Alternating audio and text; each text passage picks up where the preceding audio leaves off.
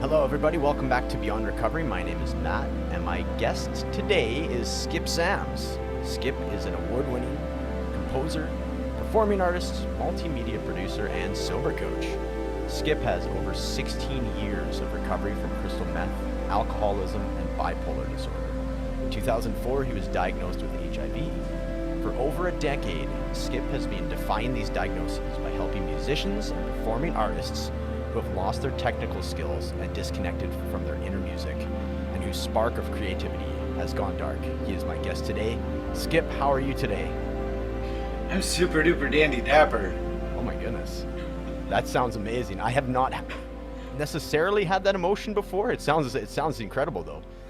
Sometimes I mean it with I'm overjoyed, and sometimes I mean it like very sarcastically. Yeah, But right? today I mean it with joy. So it kind of it can have a little bit of a duality to it, depending on the inflection in your voice. If there's some Yes, yes, sarcasm, yeah, okay. yeah. Well, I'm glad there's no sarcasm there. I didn't No. detect this. You could have fooled me either way. So excellent. I'm really happy to have you on the show.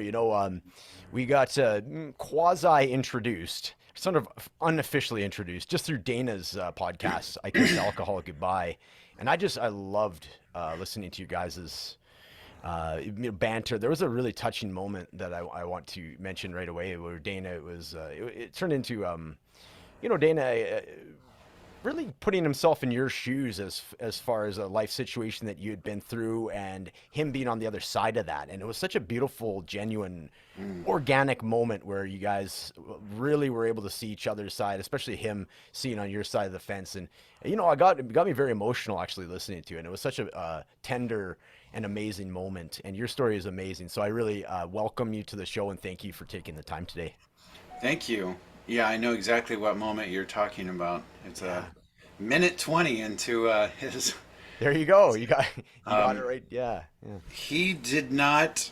He was going to edit that out, and I'm like, dude, you cannot edit that out. No, that was And because he was like, well, that moment was about me, and I said, no, that moment was about healing, and it's you were totally authentic, and it was a moment about our communication. But I'm glad he left it in there. He left 100%. most of it in there. He did take some out, but Yeah, that's yeah. editing. Yeah, that's right. The cutting room floor, as they say, right? So Yeah, I'm yeah. really glad that you guys decided to leave that in. I remember distinctly what I was doing at the time, just doing some yard work, and I was just doing some edging with my the weed whacker there, and I actually stopped because like it was so real and riveting. I stopped and I had to listen to how everything went. I was like, wow, that is what, Yeah, podcasting, communication, however you want to frame it is all yeah. about just communication, in a bigger sense than podcasting, right? So that was amazing. So, dude, yeah, I'm so happy to have you. What I want you to get into right away, you got some really exciting stuff going on as far as, your entrepreneurial journey that you've started here. Tell us about it. So you have a group that you just started at time of recording, even a couple days ago, I think the Monday. Yeah, So tell us all yeah, about it, yeah. please. Well, let's tease your audience a little bit that we will get to Yes. what that conversation Right? that Nina and I Hey, had. you got to leave that. Tune in, Yeah, stay tuned. We yeah, will yeah. get to it. It's a nail biter, man. You got to have a cliffhanger to start, right? Yeah. I am working with. I am a musician. I am a composer, performer. That is my lifelong career and my passion, and it's so much part of my identity of who I am. And in recovery, I lost all of that, or so I thought, and I didn't lose it. I abandoned it, and in recovery, I learned that, and I can share that more with you later. But what that has brought me to 16 years into recovery is using my experience of finding my way back to creativity and music and finding that part of me that I thought it died, and making amends to that, just as I would a relationship, you know, uh, making amends to my muse. Just, if I have a best friend and I'm feeling shitty one day, and, am I going to feel like, oh, I can't see my friend today. I feel like crap. I mean, we're talking my best friend, right? I feel like crap. Oh, my clothes are dirty. I don't know what to wear. I haven't shaved. I haven't showered. I'm just going to tell them I'm not going to go. Do we do that with our best friend? Most of the time, not. Our best friend doesn't care what we look like. They may care what we smell like once in a while, but for the most part, they still want to see us, right? And I'm going to go to them for support. And I'm going to go and I'm going to hug them, and they're going to hug me. And I can just totally be myself without worry of being judged. And for me, I know that there are many times that I would want to write, compose, or sit at the piano and try to write. Um, and I think, well, it's going to suck, so I'm not going to do it. Or I don't, I just don't feel like it. I'm not going to be able to perform well anyway, so why just do it? And when I came to this realization, and this like aha moment that music, I always talk about my relationship with music, right? My relationship with creativity. And it dawned on me one day that, wow, my muse is part of my higher power, right? Am I going to tell, and music is such a part of me, and I have this close relationship with it, just like a best friend, am I going to say, I'm not going to come see you today because I'm going to suck? Or I'm not going to play the piano today because I'm going to suck? Does my muse, or does music, or my higher power, however you want to phrase it, think, Skip, do not play the piano because you suck, right? Hopefully Don't not. come, don't come practice because you don't feel good or because you don't feel like it. My, when I started to make an amends with my muse and music, um, I realized music never left me, I left it. And just like any of the other relationships in my life that I had to make an amends to or got to make an amends to, I realized doing my step work, my family did not abandon me. I abandoned my family. My partner did not abandon me. I abandoned him. My business partner didn't abandon me. I abandoned him. I did not lose my music business. I abandoned it. So, but all these things, all these people, when I was, after doing some step work, and they started to see that, you know, I was changing. I was accepting responsibility for my part. My defects were changing. And so by the time it came to do the eighth and ninth step and I was ready to make an amends, they were willing and they were accepting and they were right there. And by that time, really a lot of the relationship had healed. So if I put that in context to my creativity and my music, music never left me. Music never left me. So it's been a journey over the 16 years of getting back to a spot where I feel like I have a relationship. I mean, I've been doing music over the last 16 years, but now it's like I've come to a point, it's like, okay, now I understand how music and I are one. You know, music is part of my higher power. It's part of, and so I refer to that as the muse because it's something people can relate to in the creative world. But music is, it's our purpose to create. It's our purpose to create. People think I'm not a creative. I'm not creative. I don't have any talents. Well, it's like you're creating your reality. You're creating your life. And talents are not singing, playing the piano, and drawing and painting all the time. Sometimes talent is cooking. Sometimes talent is sewing. Sometimes it's doing woodwork. Sometimes it's gardening. We all have the different things we love to do. But getting back in touch with that, and truly being able to be one with it, so that creativity is not only something that we are doing, but we are connected through our higher power. That creativity is coming through us, and our higher power in the creation is coming through us and creating more and creating with love, and therefore creating love. Wow. I love that. And It's profound. so I have put together a group for musicians and artists in recovery, professional or hobbyist or whatever, but really just people who want to be able to really reconnect with that creativity without the use of drugs and alcohol, or expand it. They've gotten to a point where, because I've gotten to the points where I'm like, okay, I'm back to my career, but there's still always been a point that has not been fully connected, right? It's Amends are a lifelong process, right? That's why we have the 10th step, right? We make amends as soon as we need to. Relationships change. And I don't want, when I make an amends with someone after I get sober, I don't want the same relationship I had before. I don't want it, because that relationship, at least 50% of it was lies and bullshit, right? Where did that come from? It came from me. So, and I'm not the same. So I don't want to be that person. I don't want to have that same relationship with that person. I want it to be based upon me standing in my truth and me living new spiritual principles. And so it's the same with my creativity. I don't want my creativity to be the same. In fact, my voice is not the same, right? My voice, I lost due to meth. But again, I didn't lose it. I gave it up, right? So in reclaiming my voice and not having done it and some actual damage done, I had to learn a new voice. And again, that's okay, because I have a new voice.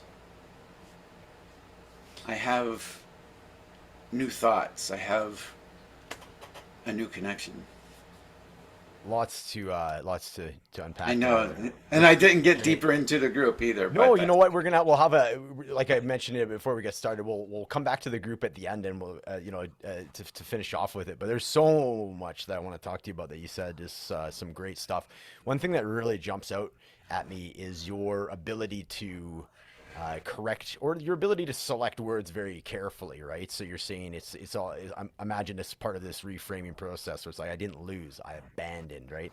And what in that process, in that healing journey that you've been on, how easy was that process? Was it a challenge for you to? Because a lot of that can be projections, right? It could be, hey, this person led me to this. There's that victim-y kind of feel to it, and then to get on the other side of that, to be able to go, wait a second, point the finger back at yourself, going, no, I abandoned that. And what was that process like? And was that empowering? Is that empowering to you to be able to accept responsibility, regardless of how much shame or guilt has come along with it? So I'll start with that. Just the choice of words. I love that you're saying I didn't lose it, I abandoned it. I don't have to. I get to. yeah. Right. So Yeah. let's start with that. I love that. Well, it's not that there was any one moment that, I think the first one I realized, and I don't remember when, was probably in my fourth step, when I realized my family didn't abandon me, I abandoned them. But gradually over time, it was like there were different things that I would still say I lost, right? I lost this. I lost my voice. But, just over time, certain memories come back. Uh, One of the big ones that came back, in regards to my creativity, I was thinking back to a day in, and it was like late October or early November 2002. And I remember the time of year because it was orange out everywhere. It was about 4 o'clock and the sun was going down. So, right? So that we know then. And I was coming from my drug dealer's house, and he had this conversation with me because I was spending more and more on drugs. I learned to smoke meth. That became a very different, a very different habit. and more expensive. And he was telling me, there's a way you could do this without having to pay for it. And at this time, I had a recording studio in the Loop of Chicago. I wasn't rich, I wasn't famous, but I had an independent label. I had released one album that was getting national attention. I had signed a national celebrity who was doing an album with. And locally, people were coming to me to produce their uh, local albums and voiceover work, and so I was maintaining. I was up and coming, but I started using crystal meth, right? And I was in a cab going down Lakeshore Drive one day, getting off at this exit, looking at the trees and the sunset, and thinking how beautiful it was. And oh my God, I'm going to close my recording studio so that I can use crystal meth full time. Won't that be awesome? It was that plain as day, that thought. There are certain thoughts in life, I believe, one thought can change a life. And we have those thoughts, periodic thoughts throughout life, right? Where we have a thought, it'll take us this way for a while. We have another thought, it'll take us this way. I think back to that thought, and if I ever said, I lost my music, I lost my voice, I lost my studio, I go back into that moment and I think I abandoned it, right? I abandoned it. And the other things that I lost as a result of that decision, I abandoned them. So that is powerful. Um, we do have to take responsibility for our lives. I may not be, and there are some things in my fourth step that it's like when looking at it, it's like, what's my part in it? There's some very dark stuff that it's like, well, you were a kid. Were you really, right? We have those moments. And it's like, no, I'm not responsible for what happened then, but I'm responsible for the way I handle it now. Mm. And that's my responsibility. And that's where I take control of my life. And that's where I take responsibility for my life. Maybe not for the exact thing. Because and I bring that up just for a moment, because as soon as we say, and I used to think this, take responsibility for everything in my life? Some things were not my responsibility. Maybe they weren't then, but they are now. Yeah, very well put. That's amazing. That's a great words of advice there. You know what? The other thing that I want to jump into is I love your, again, we're in the subject of reframing. So, you lost your voice, and we will get into that because that is a very interesting story. Literally losing your voice, so the inability to sing and having to essentially reclaim, relearn, which to me is like, it's so, there's so much parallel between recovery too. Like my whole show Beyond Recovery is about exactly that. Acting, accepting the new life terms that, like you say, there you have responsibility for, that you've taken responsibility for, and then living your best life despite these changes, like really being open and accepting to the way that your life is gone, and then being able to thrive despite what you could look at as like I look at it even as like a sport injury. So if a pitcher blows out his shoulder, he becomes the best knuckleball thrower there is, right? So same kind of thing. What can you say about that as far as reclaiming your voice, from the starting point where you realize, hey, my singing voice is gone. It's that particular side of me is now gone, but then reclaiming and redeveloping this new way of singing. What was that process like for you? Well, singing was not the first thing to come back. It was a process to even get to that. Um, I had given up my voice. I stopped singing, stopped performing, obviously, because I was doing meth full time, and that became my higher power. That became my career. That became my passion. That became my muse, if you will. That became everything. I lived to serve crystal meth.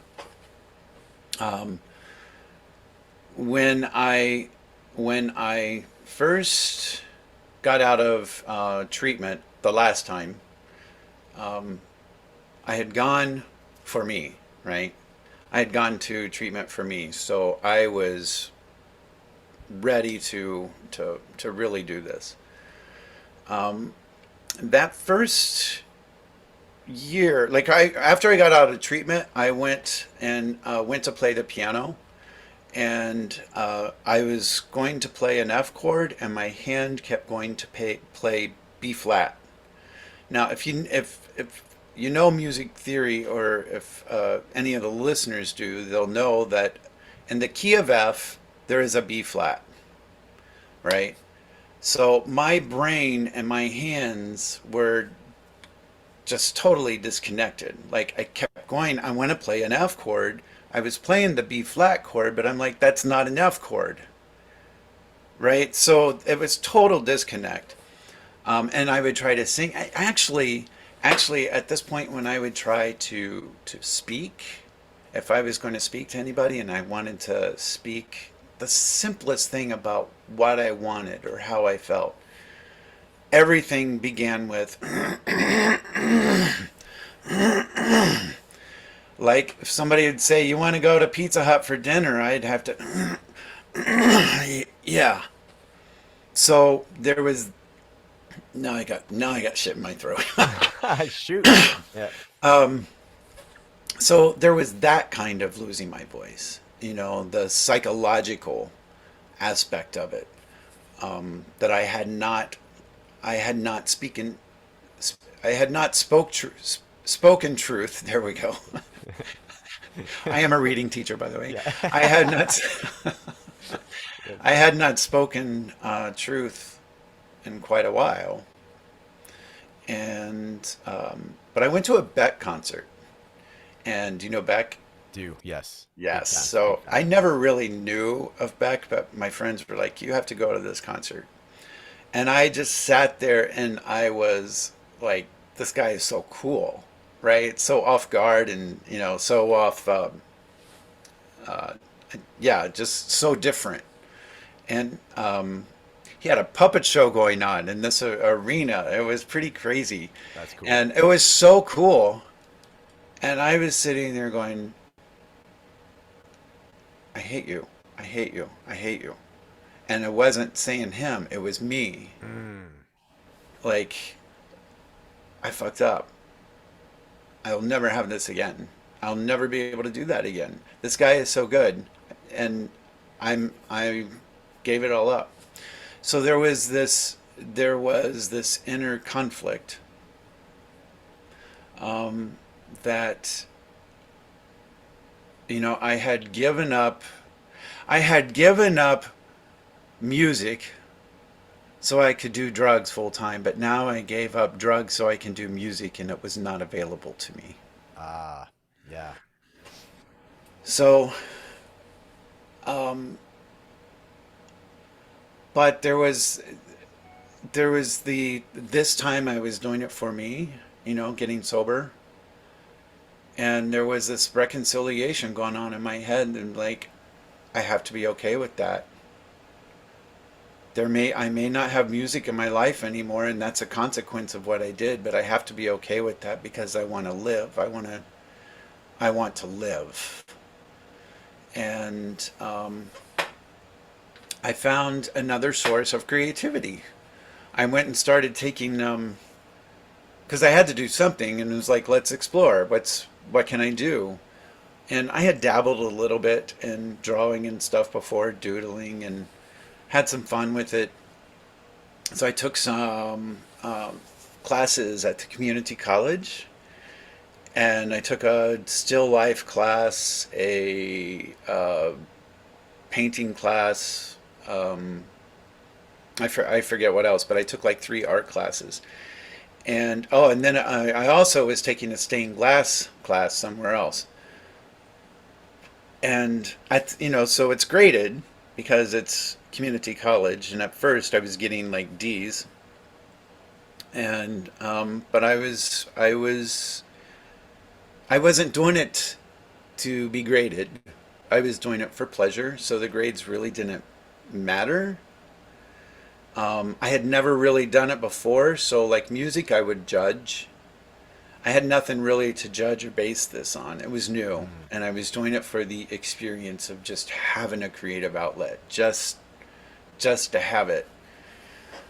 Through that process, I'll add in here and throw in here that how it was helping my recovery as well. Not only giving me a creative process, but through the still life class, I started to understand meditation Mm.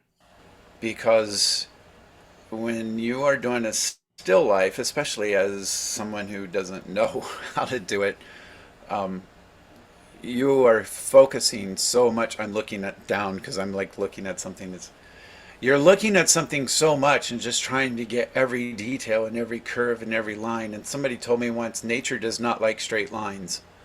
And so when you're doing a still life Yeah. and trying to get the shape and the sketch, and there is no room for chatter, right? Yeah. And it just, I was really able to find a space to zone in and where time just uh, dissipates. So it was helping me that way too. Tapping into creativity was also helping me to tap into my higher power in a way that I didn't understand that was what was happening.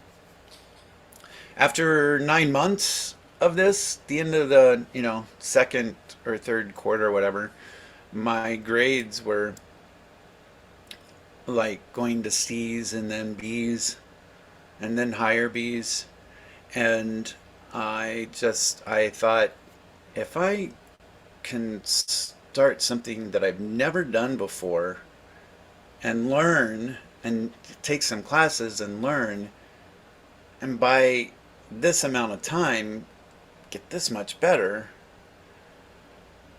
what if I do that with music? And there was like this sense of hope and joy that just sparked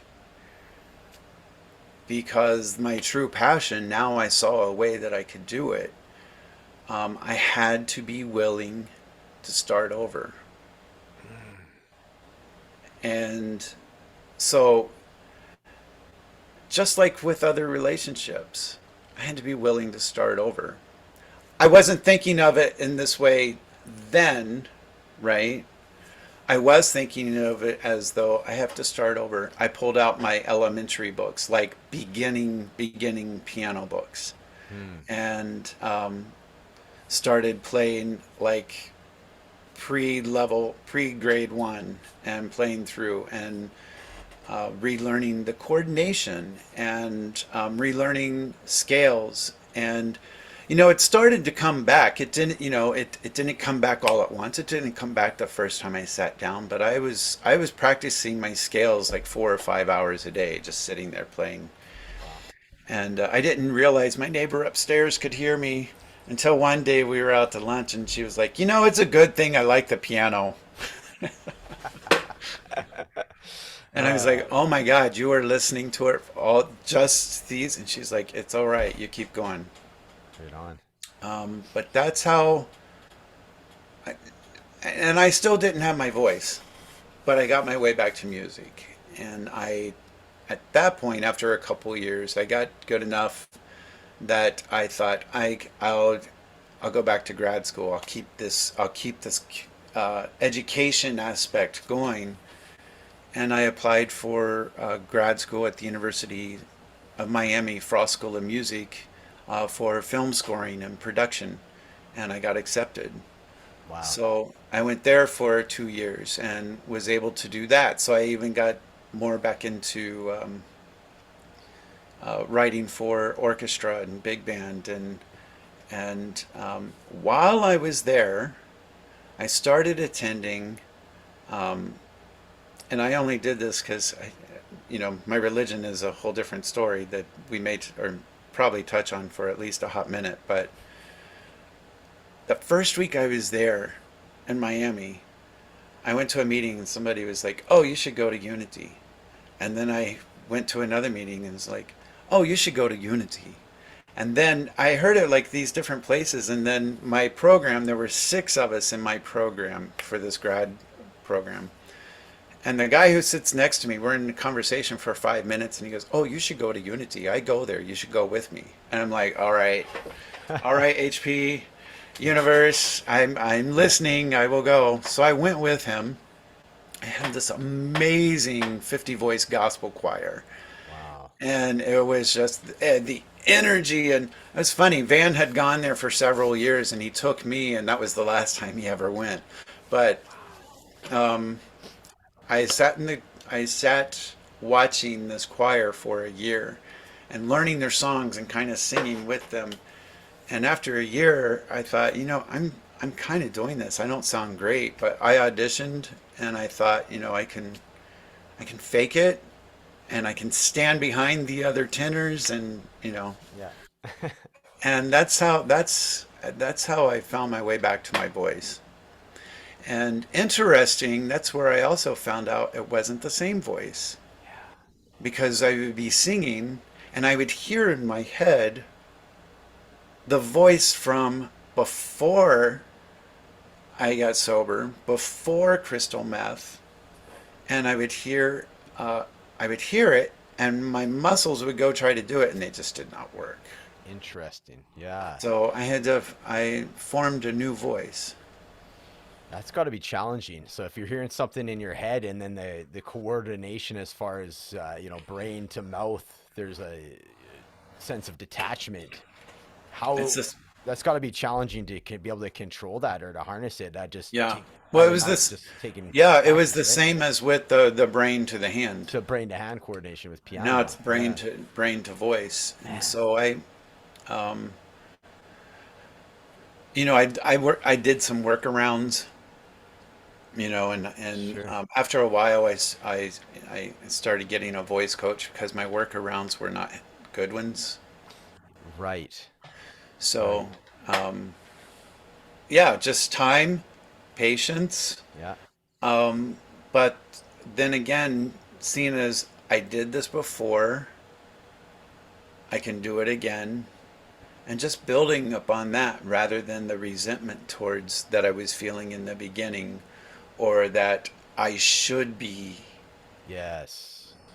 you know. Should is such a word of the ego, right? I And should so be is would. and would and shoulds and coulds, right? Yeah. Yeah. Could not as much, I guess, because could there is a suggestion of There's openness. a, I could do yeah. this, right? But the Yeah. should, incredibly, is a ego word. There's a couple things that came up that I'd like to go through that you're mentioning as well. Earlier in the interview, you mentioned, you're reclaiming this relationship with music. So I want to two-parter, I guess. I'll start with how do you view music or the muse, as you put it, uh, with your higher power? Is it one and the same, or is it sort of this like antennae that is connected to the higher power? I'm just kind of interested in what you're visually, or if you can explain the dynamic that way. And then part two, actually, I'll let you answer that first before I Yeah. go. Okay. Right, it's a complex Yeah. question. Um, my higher power is undefined. Um, it's constantly changing, um, evolving. Um, so, but I know my higher power is whatever this force is that creating this universe. So science is part of my higher power, right? Mm, hmm. Um, Creativity is a part of my higher power. Um, the basis of my higher power, because like these concepts can get so abstract, right? Yeah. And that I could get lost in them. And but the basis of my higher power is God, is the group of drug addicts that I sit with in the meetings. That's so cool. That's because when all this other stuff gets, and I'll share with some cool things about that is,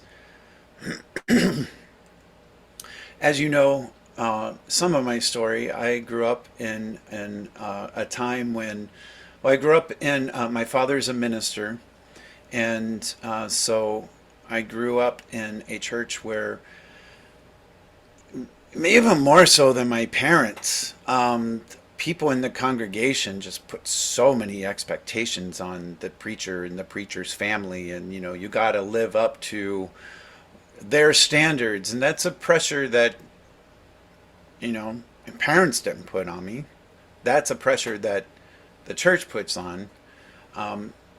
And you also hear other outside forces of, well, when I was hitting puberty, I realized I'm gay, right? So here I am in the late 70s, early 80s, realizing I'm gay, and never really talked about it much in my family. There was,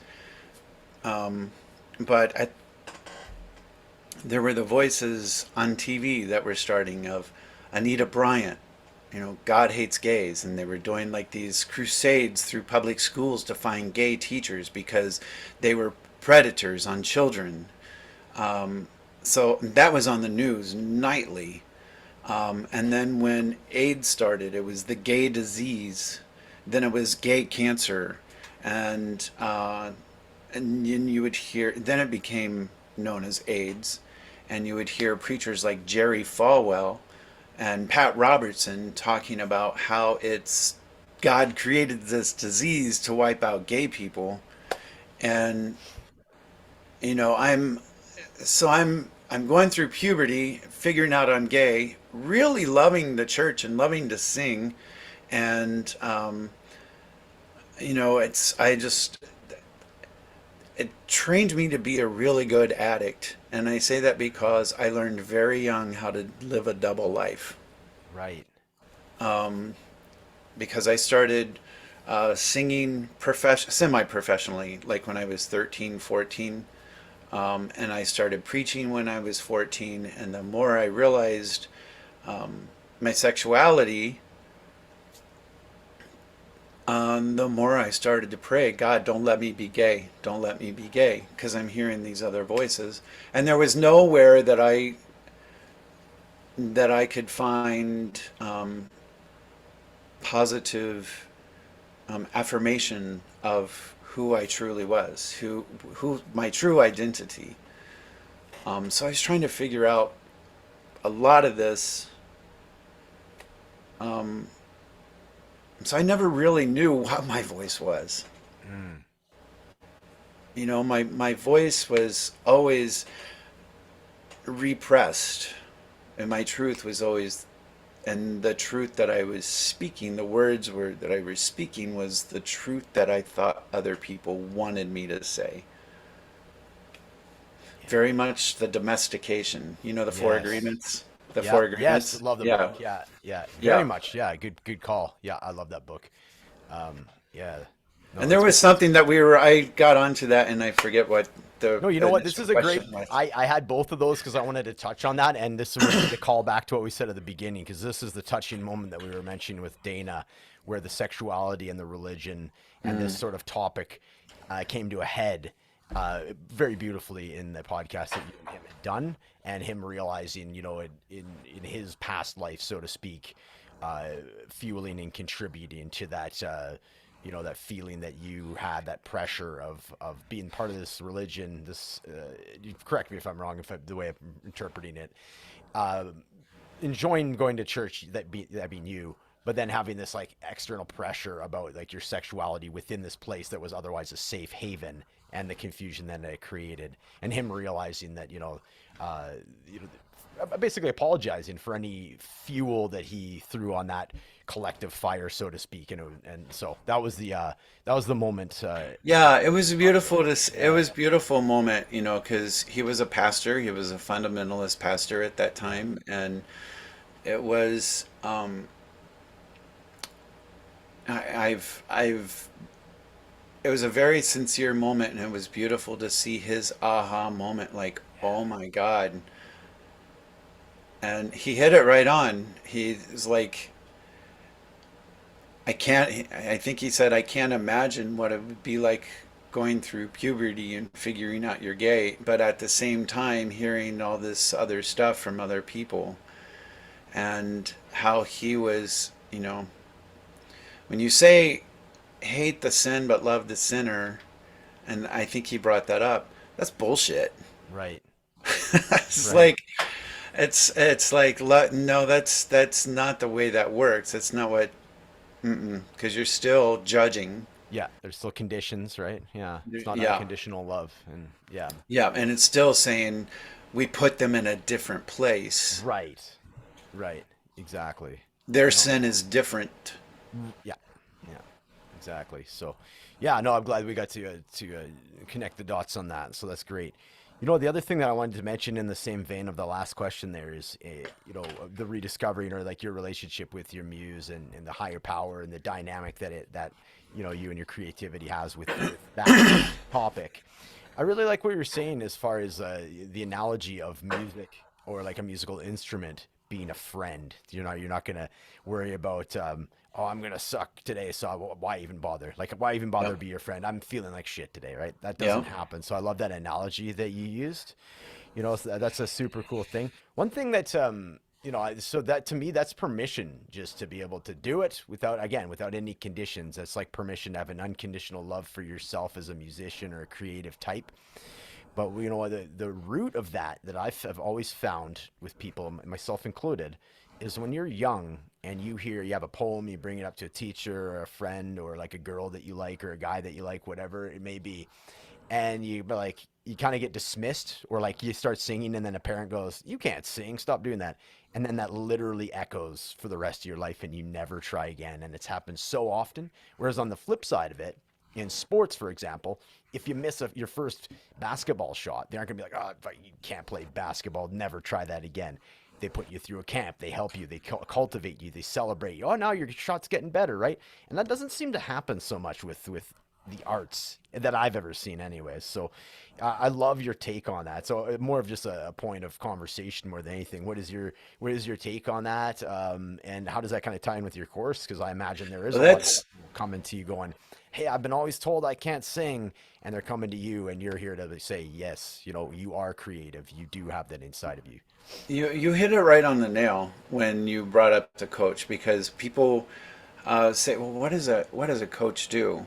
You know, um, so many people call themselves coaches today, and just I think having experience does uh, lend one to be able to coach. I went and got training. I went back to the University of Miami for another year and did a executive coaching program, and then um, got certified through the International Federation of Coaches. Um, and I say that because I learned through all of that that coaching is not consulting, coaching is not teaching, coaching is partnering with someone, right? Coaching is observing um, and seeing the things that a person might be doing that is conflicting. Um, I say this, but they're doing this. The person may not see that, but an outside source may be able to, and not tell them how to fix it, but help them figure out some how to do some adjustments. So when I think that, and what you brought up was, did somebody um, uh, Michael Jordan had if he were playing today, he still has a coach, right? When he was golfing, he sucked, right? He Yeah, stopped, but yeah, he had a coach, right? yeah, He yeah, tried it. Good for him. He tried it, and he did it for enjoyment. He tried to go pro. It didn't work, but he loved it. He had a coach to help him. Same when he played baseball. There is never a time that the guy did not have a coach, right? Um, so that's how I see coaching is working with someone. So putting in the context of creativity, I'm not there. I do teach, but that's not me coaching. That's a whole different thing. And I love to teach, but I enjoy coaching better. That's my Mm, focus because I love to be able to observe and to present, to listen to what people really want. Somebody may say, "Hey, I want to sing professionally," because that's what they think they're supposed to want. right. When maybe they want to sing to for a whole different purpose, you know. Maybe they don't want to sing professionally. Maybe they want a different profession, but they want to be able to sing and publicly doing karaoke. But as you said, they were always told they can't sing. So there's all these conflicts just to work with people and see their aha moments. Yeah. It's also one of my favorite moments working with someone was they wanted me to help them. They didn't want me to produce the track. I do produce. They didn't want me to produce their session, but they wanted me to kind of coach them on the production of it and the performance. So when they first sent me the tape, there's that word, Yeah. actually MP3 file, There we go. and There I we go. listened to it. Honestly, I was like, oh my God, why did I take on this client? This sucks. Mm, And then I reminded myself, I'm not here to judge. I am here to coach and to help them bring out their best performance in the way they are happy with. yes. Right. Yeah. Gotcha. So, in working with that and listening to them, and then being able to listen to what they are saying in our sessions and to their recordings, they're singing this cover song and they're trying to sing in their old voice before they got sober. So Mm. they're trying to sing like way up yonder, Yeah. Yeah. all the Yeah. way up in their high tenor voice, which they don't have at this moment that they're trying to do this project. But by going through a process of like, why are you singing this song? Why did you select this song? Why is it important? You did it for a reason.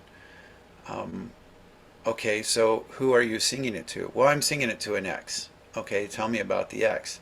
Going through that process is like, no, I'm not singing it to my ex. I'm actually singing it to my dad.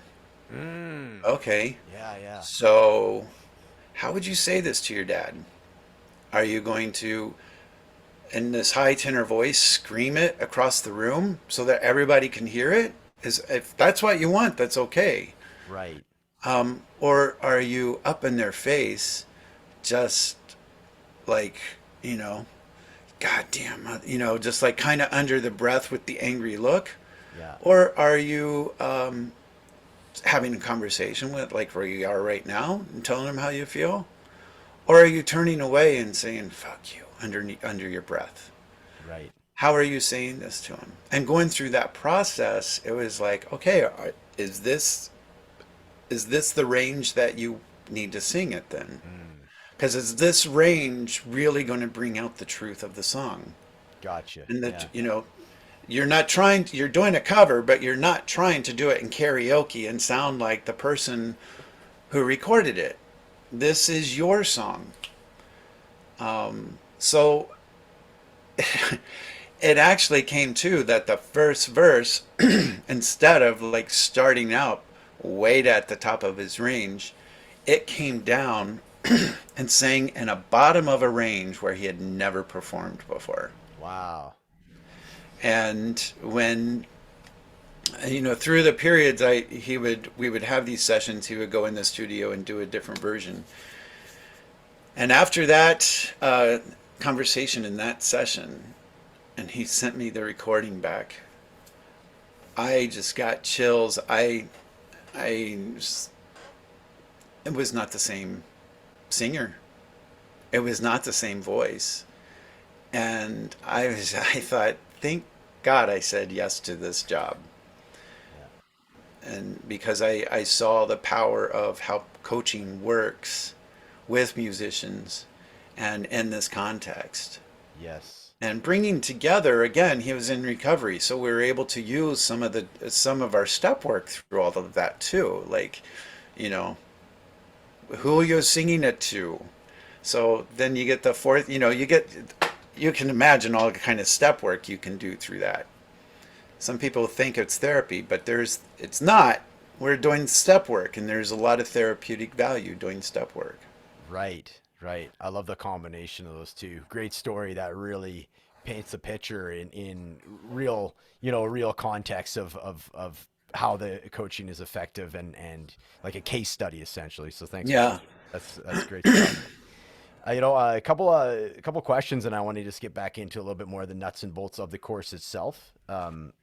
One thing that comes up, and I find it very interesting, is especially in music, is the glorification. Like for me, being a musician growing up, I was listening to all the classic rock and reading the bios as a result, like reading about Led Zeppelin, and just it glorifying alcohol use and drug use, and even a 20-year-old version of me essentially getting paid to drink on the job, right? Like they're Hmm. bringing me beer. Like I'm like, hey, this is great, So to for me, I hadn't played a sober note of music until I was probably 30. I always had to have a couple hoots or a beer or two before I would practice. It was a collapsed distinction of creativity and substances. There was no separation between the two.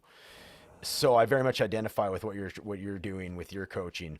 And I just think it's so cool. I guess more not so much a question here, but just like the topic itself of, you know, this identity that comes along with being an artist, that you have to be this tortured artist and you need a little bit of substance to kind of tap into that pain. Um, what has that meant to you, or did you have that sort of tortured artist mindset?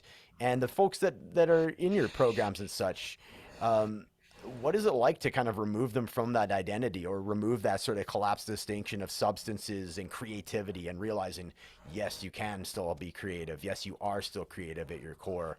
It's just a matter of redefining it. It is a matter of uh, that's why I'm have the coined the phrase making amends with your muse. Mm,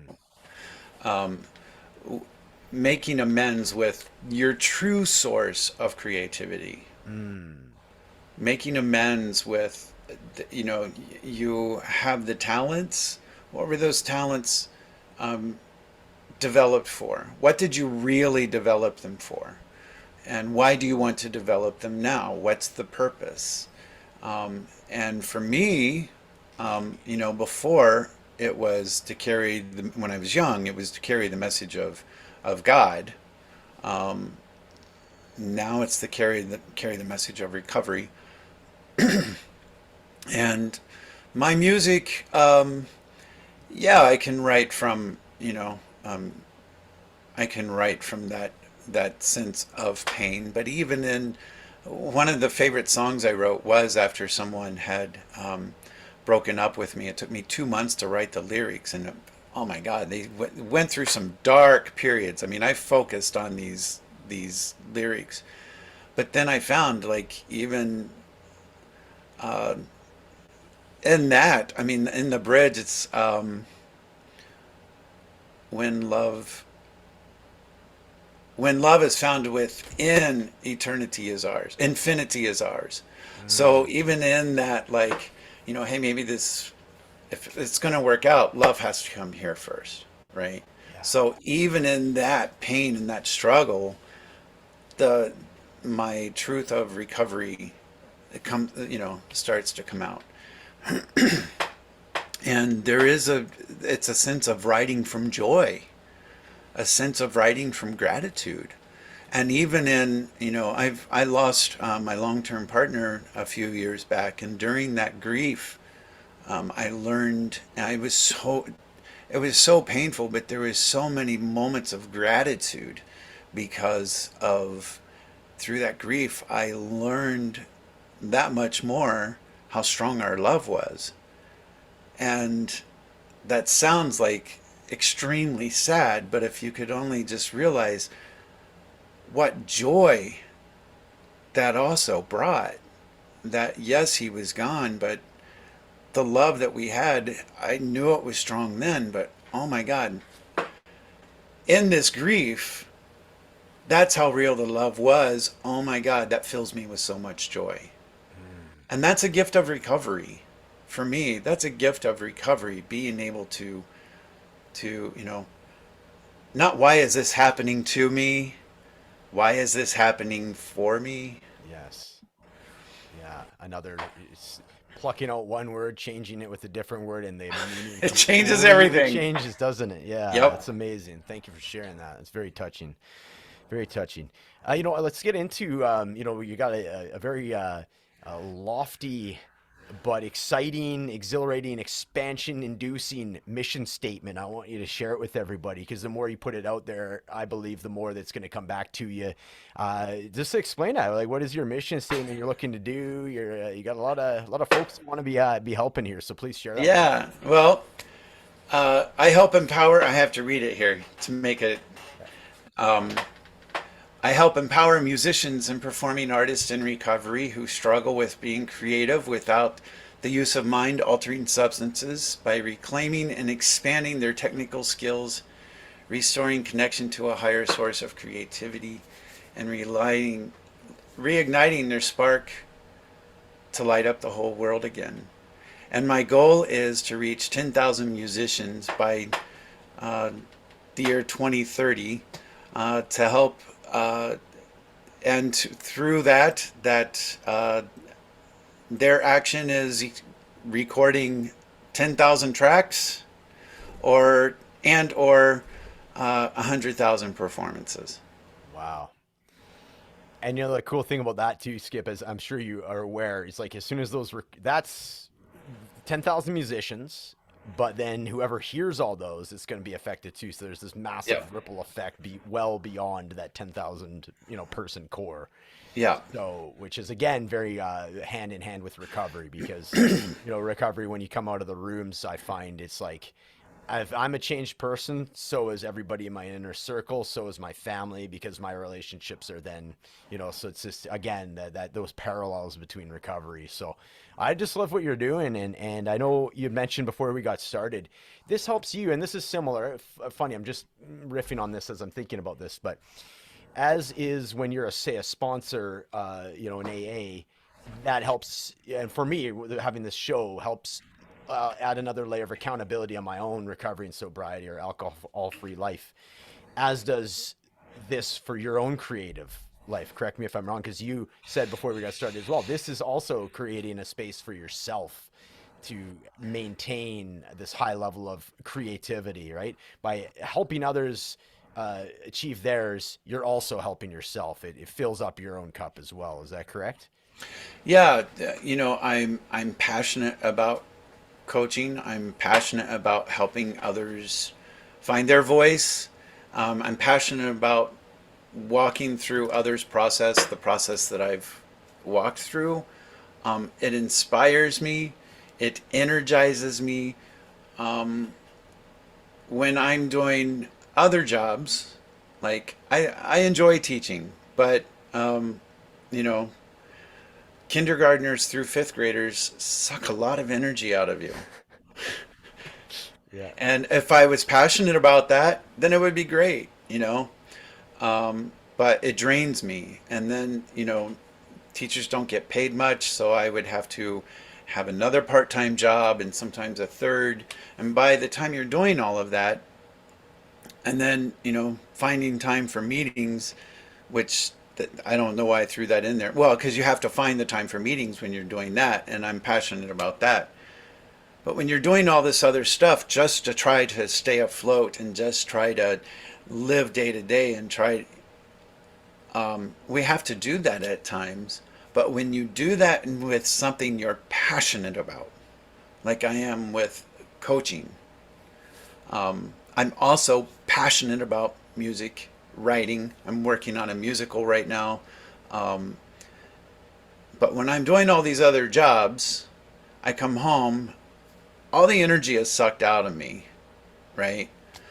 I'm paying the bills, but that's it. I have no energy or mental capacity to even sit down and, try to write or be creative. But when I'm doing something that I'm passionate about and making a career out of it, then I'm also creating a space for the other stuff that I'm passionate about. I'm not drained, I'm energized. Right. I'm not deflated, but I'm inspired by seeing the aha moments of other people. And I'm given a sense of that affirmation that, yeah, I'm I got to witness that. I got to be part of that change. I got to be part of that person's experience. My higher power has used me for it. That is an affirmation that I'm on the right path and that I'm doing what I need to do. And so that gives me permission to do the other stuff that I love to do.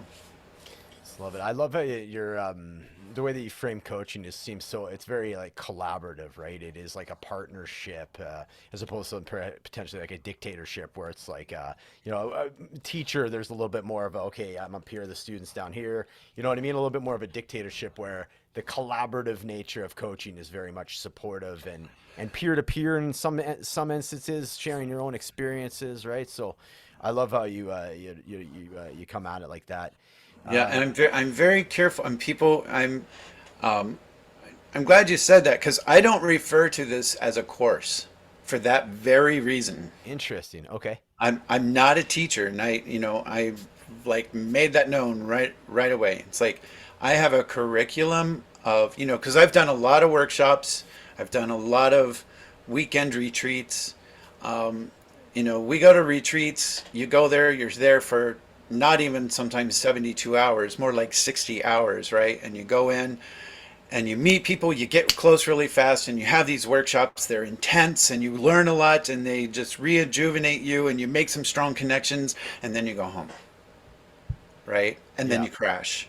Yep. And I always have to plan an extra day after retreats because you're going to crash. You're up, you have a spiritual high, Hmm. any kind of high, no matter good or bad, you're going to crash. Yeah. Good point. So Very good point.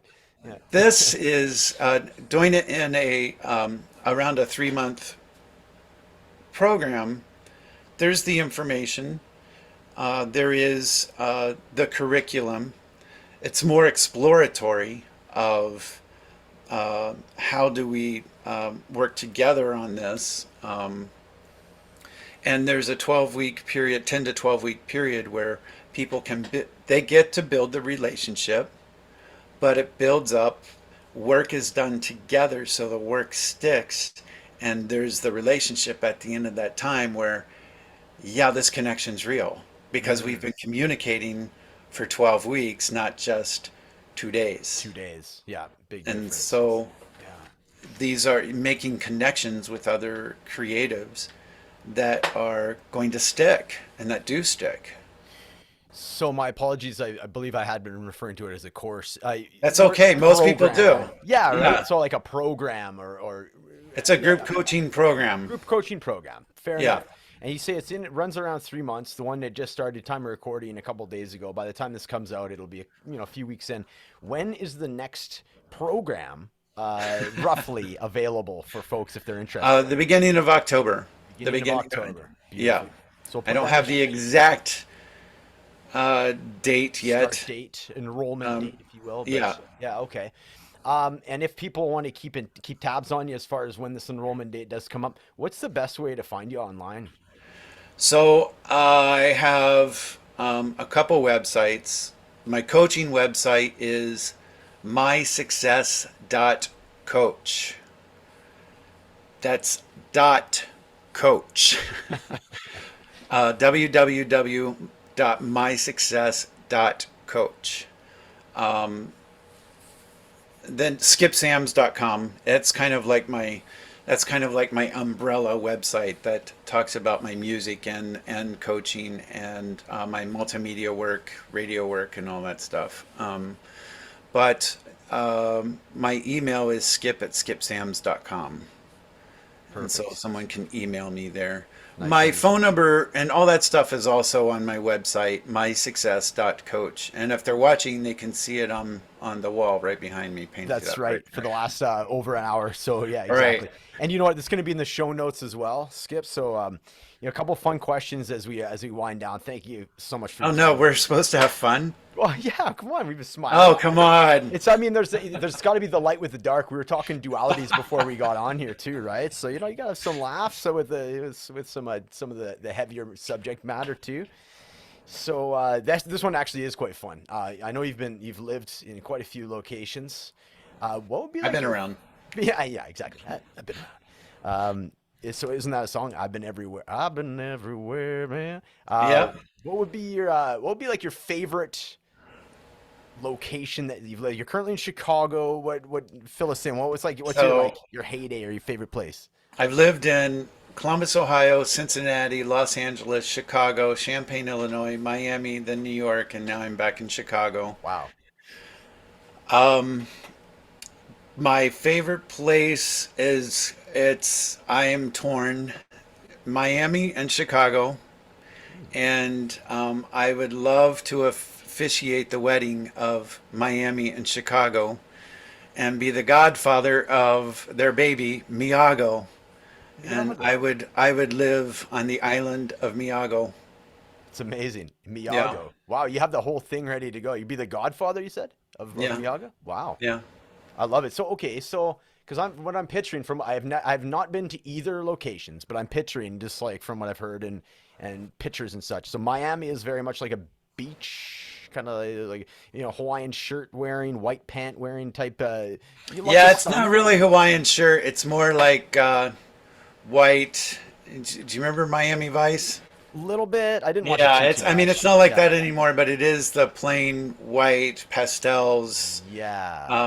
Right. more, Like Scarface, the movie Scarface. There and was it's the white very pants. light cotton because it's Yeah. So hot, fair and enough. shorts. And when I lived there, I had one pair of shoes and 10 pair of sandals. So Yes. Yeah, yeah. That when I tells you moved the back story enough. north, it was like, oh my God, I have to buy so many shoes. Well, yeah, exactly. That's what I was gonna say. Because this Chicago is by the Great Lakes. It gets a very Yeah, frigid there. It was fairly windy, very obviously, cold, very right? cold. So, The so difference is Miami has a lot of culture and a lot of arts, but I don't speak Spanish. gotcha. Yeah. So there's a lot of television there, Telemundo and so forth. They do a lot of television and radio and recording. Um, but they don't have more of the Western arts as we think of them, like up north, like opera Mm. and theater and music theater. They don't have any original music theater, or very very little in Miami. They at When I lived there, they didn't even have their own orchestra. They have like one of the Really? best orchestra halls and the best opera houses in the entire country, Wow. but they ship it all in. Wow. The Interesting. Cleveland Orchestra was the Miami Orchestra. Wow. So, as Unreal. a composer and music theater performer, and singer-songwriter, English-speaking singer-songwriter, there was not a lot of opportunity. That is here in Chicago. I'd Gotcha. moved to New York for a year and a half, and I loved it there. It's just so crowded. It's very expensive. I moved like 6 times in the 18 months I lived there. Oh wow. And when I came back to Chicago and when my partner got sick, um, we came back to Chicago to be with him, to help him. And when even though he was when I got here, I people just kept saying, "Skip's come home." And the first thing I said to Mike, was like, "I'm home." And so that just kept resonating, like, okay, I need to be back here. And anything I wanted to do in New York, tap dance, music theater, write original music and it be able to play it, it can be done here. Both of them, I live less than a mile from the water. Ah, okay. So that is a common theme, obviously. Yes. Yes, yes. Everywhere I've lived, there is Yeah. water somewhere There's close water by. somewhere close by. Yeah, okay, I got you. I'm seeing a pattern. Right on. Final question for you today, Skip. I love answer. I love the everybody's got such a unique answer to this. So, what is the word authenticity or authentic mean to you? Authentic is speaking my truth, standing in my truth. That's it. So, I want to go a little bit further with those. So, Okay. when you say speaking your truth, how does that show up for you? How do you know that it's your truth that's coming out? The most important words to me that create our reality are the words we put after I am. Mm. And so, we give ourselves, I could sit here and go, oh, I'm not that good. I'm stupid. Oh my God, I gained all my COVID weight back. I'm fat, you know. Um, and people are like, oh, no, you're not. No, you're not, or it's okay. But as soon as I would say, hey, I'm amazing. Hey, I do this very well. I'm really good at this. Or, just anything, or hey, I'm a very handsome guy. Anything like that. What's the first thing that's comes to mind is what a dick. What an egotistical dick. Who does he Mm. think he is? Sure. Right? Yep. So, um, being authentic is now I don't need to go around saying all those things, right? But it's also none of my business what people think of me. Mm. But being able to, so for me, it shows up that, hey, I'm gay. I have HIV. I have a bipolar disorder. I am not HIV. I am not bipolar disorder. So it's knowing the difference of being gay is not a label, but if I were to say I am HIV, that's kind of like claiming something that's not true. I have HIV. That's part of my human experience, but that is not part of my person. I am gay is who I am. I am a musician. That's who I am. So it's being able to clarify um, my truth. So Mm. standing in my truth. And then speaking my truth is I have HIV. I am speaking my truth. Does that make sense? And and 100%. and I'm in the beginning, especially talking about having HIV, is very difficult. Very difficult. A lot of shame. Still, I can't believe how much shame there is still put on people, even from gay men in the community. How Mm. much shaming goes on for someone who has HIV. So for me, I have to speak about it louder Yeah. because there are people out there who are living with that shame. And I want to speak my truth so that they can see they don't need to be ashamed. Oof. Flawless. We'll end it with that. Amazing. That's a great answer. I'm glad I pushed it a little bit further because when you opened it up, that was amazing. Thank you so much for your time today, Skip. We'll have you back on for sure. Absolutely. All right. Absolutely.